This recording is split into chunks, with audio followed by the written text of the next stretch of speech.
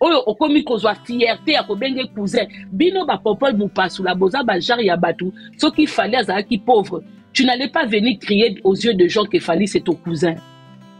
Ça trouve même la vie a Fali au kabele ta 1 euro dans le passé té au tinata sac ya fufu na bandaku na bangote ba parents na opena ba parents Kofi un petit peu ba ya Fali un petit peu ba kuta na bango penza té un petit peu ba lia sika mon côté bino boza bato yo so muta bongi. Vous avez la fierté de venir crier c'est mon cousin, c'est mon cousin. Toi, tu es qui devant Kofi? Kofi a poupoli bino kitoko. A latisi ke boebi ko sala misala te. Ndeti, moi la personne que n'a regretté kaka, ezali Adi Londolé. Parce que Adi Londolé, c'est un vieux qui n'a jamais eu de problème avec des gens. C'est un vieux à l'ataka veste naye. Azanaye, un vieux joyeux. Il respecte tout le monde. Azuneka ba balle perdue, ming ming, parce que il est dans le même plateau que Marc Tabou. Marc pas Tabou, na bana Tabou là ils surtout les chèques ezaïe. Il écoute ça soit li Kofi à Moutou, ya Kofi abima makila, abandole la papa babe chinga, papa benge nana betio, Kofi abe chinga. Tomoni papa na ekoba, Kofi ya rato solananda Marc Tabou. Donc zoba ya batunyo surtout na niveau ya média. Donc plateau na bango, moi j'ai toujours dit plateau ya ba Marc Tabou ezaka plateau ya ba professionnalité. Plateau wana bazaka na mutu moko o bango ba critikaka eza fait rigola. Il oublie que lui-même c'est un enfant d'artiste. Il oublie que yé mokonda aza wana bato belé pe basana Tabou là ba na ba mauvais souvenirs. Il n'en parle pas. C'est pas tout le monde que oh basana papa na eba sepe là. Preuve année papa na atika Mbilabel sandako. Papa na atika Mbilabel sandako. Papa na étant à remplaçant Mbilabel par Faya Test. Bapé babé bana. Mais il n'en parle pas. Hein. Il reste bouche bée tango. Animateur oiseau Simba. Ba fesse ya Mbilabel. Il n'arrivait même pas à parler. Mais so kazana plateau na il fait que critiquer fait rigoler. Mais il est devant Natulo Nani. Non, comment il s'appelle le journaliste là? Le chroniqueur là, chroniqueur musical là. Oyo dekonana Mbilabel. Papi Mboma. Marc Tabou devant Papi Mboma qui manque du respect à Mbilabel. Qui montre au monde entier que Yena Mbilabel babé taraba connerie. Marc Tabou, il reste bouche bée. Il n'arrive même pas à dire mais Papi Mboma, ça c'est ma mère. Ça c'était la femme de mon père. Hein? Elle a eu des enfants avec mon père. Hein? J'ai une sœur ou si c'est 2 sœurs naïe. Mais il a fermé sa bouche. Mais ce qu'a commis na plateau na ekuna abando critiquer Ferré. Donc Kofi les a dévoilés. Kofi, il est seulement venu vous montrer que tant que critique à bango tant que musicien, il faut aussi critiquer les journalistes que vous vénérez, mais ils ne font pas bien. Est-ce que vous voyez que les journalistes conflit?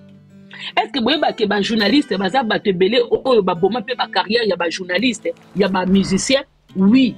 Parce que journaliste soit comme un plateau, il est capable de détruire ta carrière. Sans cité. Surtout les journalistes congolais. Ceux qui liembongo na gauche, ils sont capables de détruire la droite. Donc, Kofi est obligé de se défendre. Voilà. Donc, alors que si bango soni bien, ngaka mutu na regretté kuneza Adi Londolé parce que c'est un vieux que j'aime beaucoup. À Paris. Je le connais pas personnellement, mais je le respecte beaucoup parce que tout autour de lui, j'ai des amis aussi dedans. Il y a une balle perdue. Na comprena pas tendenia kangama na Marc Tabou. Viens à Adi Londolé. Franchement, conseil au félé, hein. Essayez ya kosa la plateau yomoko. Ya kosa la plateau yomoko. Obimisa mayele na yo nyonso. Éloigne-toi ya Marc Tabou. Marc Tabou aza zoba. Aza kamaele te. Aza zoba. Marc Tabou azwa mayele nyonso tu atango na kingo na mutu. Atango na kingo na na mutu na. Il n'est pas intelligent. Donc la famille, je suis sur Bruxelles. N'hésitez pas. Na âge ya Kofi, on ne peut pas couper sa carrière nae. Fin ya Kofi koko leke la boété. Peu importe ba défaut nae, peu importe biloba loba nae, biso total a yete, biso total a que On veut que demain, si on doit parler de la musique de Kofi en Afrique, RDC Mtekeliboso. De la même manière, on est fiers qu'on parle de Papa Wemba. Papa Wemba n'était pas ça. Hein? Papa Wemba, il a eu une femme avec beaucoup de maîtresses. Il a laissé beaucoup d'enfants. Les Taboulay ont laissé beaucoup d'enfants. Le Rochero, non, Rochero c'est Taboulay. Les Luambo ont laissé beaucoup d'enfants. Personne n'a été parfait. Mais aujourd'hui, quand on parle d'eux, à niveau il y a musique, il y a un respect. Donc, on doit arriver à faire cette différence-là. Donc, on déco, madilou wana nyoso bazaki parfaité. Mais, musique na bango yango ça la question baté, il y a gens au téléma obina. Olinga Fali, Olinga Ferré, Olinga Héritier, Olinga Ka. Tu as aimé Quartier Latin dans le passé. Quartier Latin dans le passé, c'est les Mboshi, c'est les Samti, tout ça et tout. Tu les as tous aimés. Yakobina.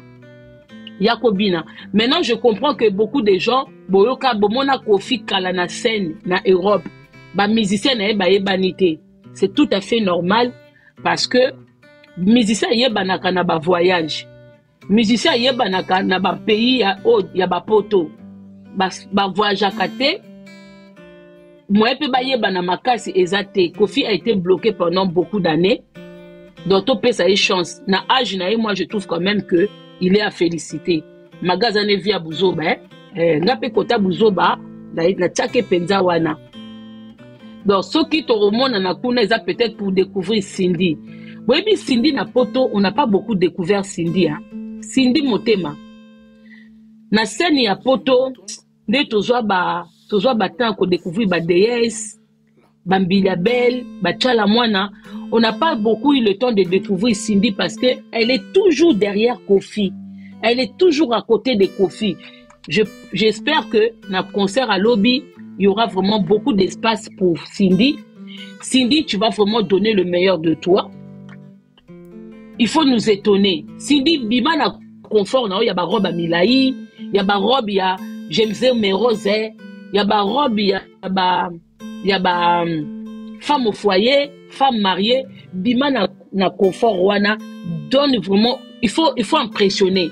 Tocha Penza, waouh, va t'inspirer na bambi là, va t'inspirer na ba déesse. Ba déesse bazali na ba tenue moko bazola ta déesse ayemba pembeni na Kofi en Cindy. Zonga na ba image akale, déesse ayemba pembeni na Kofi. C'était même plus comme aujourd'hui, na ba scène na minene boete.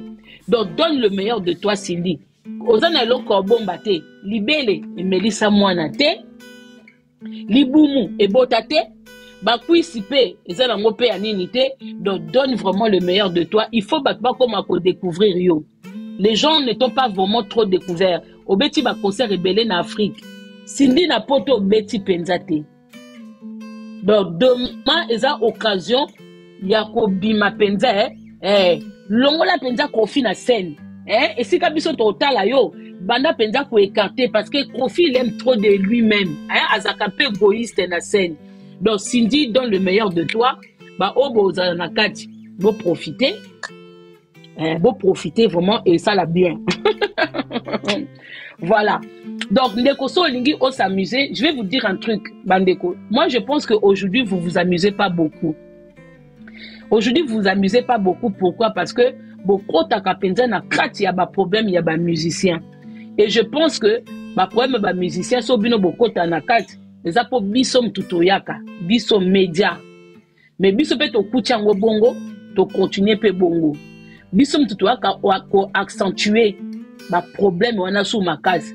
Au moins la likamoko yeba na ngote, mutu mo ya média ko ba. Oh boyebi ke Fali boye, boyebi ke Ferré boye, boyebi ke Kofi boye. Nous dans le passé hein, on s'est beaucoup amusé. Pourquoi? Parce que makambo ba musicien tale bisoté. Bisoto bandolanda ambiance ya musique. Kofi ayeto koti, Wera ayeto koti, Jibe ayeto koti, Swede yeto koti, Zaiko yeto koti. Même tangu Wenge et Kabwani.